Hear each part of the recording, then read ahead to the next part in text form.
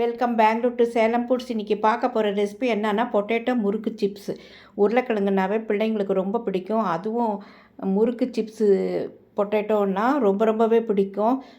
தட்டே காலி ஆகிடும். அந்த அளவுக்கு டேஸ்ட்டாகவும் முறுமுறுப்பாக இருக்கும்.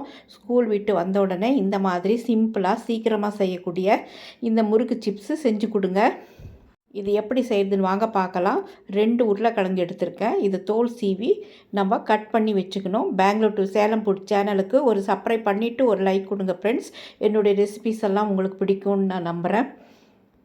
சின்னதாக கட் பண்ணிவிட்டு மிக்ஸி ஜாரில் போட்டு நைஸாக அரைச்சிக்கணும். இதில் நிறைய சத்துக்கள் இருக்குது. பிள்ளைகளுக்கு ரொம்ப ஹெல்த்தியானதும்.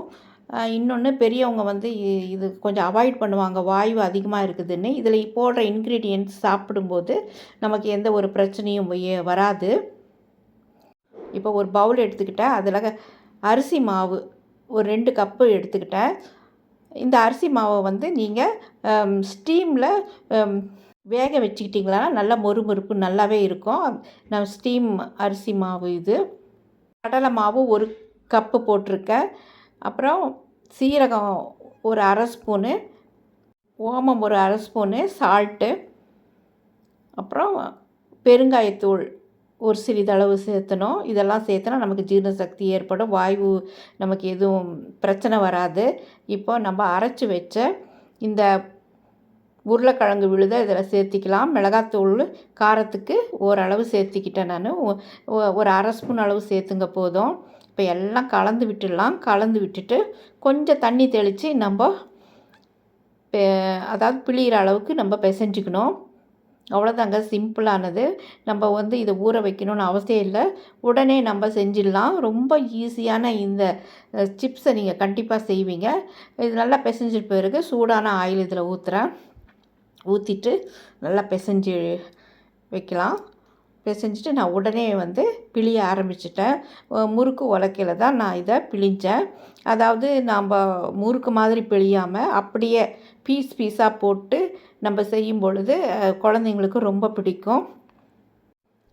இப்போ நான் ஒரு கடாயில் ஆயில் ஊற்றி நல்லா சூடான பிறகு முறுக்கு உலக்கையில் அப்படியே மேலாக பிழிஞ்சிட்டோம்னா அப்பப்போ பாருங்கள் கட்டாக விழுது. இந்த மாதிரி பண்ணால் நமக்கு சிப்ஸு கிடைக்கும்.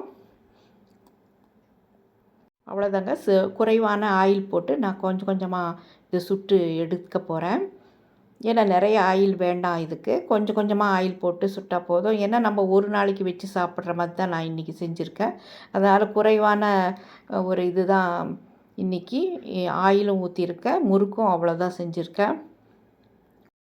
இது போல் நம்ம பீஸாக செஞ்சால் தான் பிள்ளைங்களுக்கு ரொம்ப பிடிக்கும். இதை நிறைய செஞ்சு வச்சு சாப்பிட்றதுனாலும் சாப்பிட்டுக்குங்க. நான் இன்றைக்கி கொஞ்சமாக தான் செஞ்சுருக்கேன். சிப்ஸ் ரெடி ஆயிடுச்சு. நல்ல முறுமுறுப்பாகவும் அதாவது பாருங்கள் எப்படி உடையுது. இந்த மாதிரியும் அதாவது மீடியமாக இருக்கணும் என்றைக்குமே. இது ஒரு குழந்தைங்களுக்கு பிடிச்ச மாதிரியும் செஞ்சுருக்கேன். பெரியவங்களுக்கு கடிக்கிற மாதிரியும் இது இருக்கும். பெங்களூர் டு சேலம் ஃபுட் சேனலுக்கு ஒரு சப்ஸ்கிரைப் பண்ணிவிட்டு ஒரு லைக் கொடுங்க ஃப்ரெண்ட்ஸ்.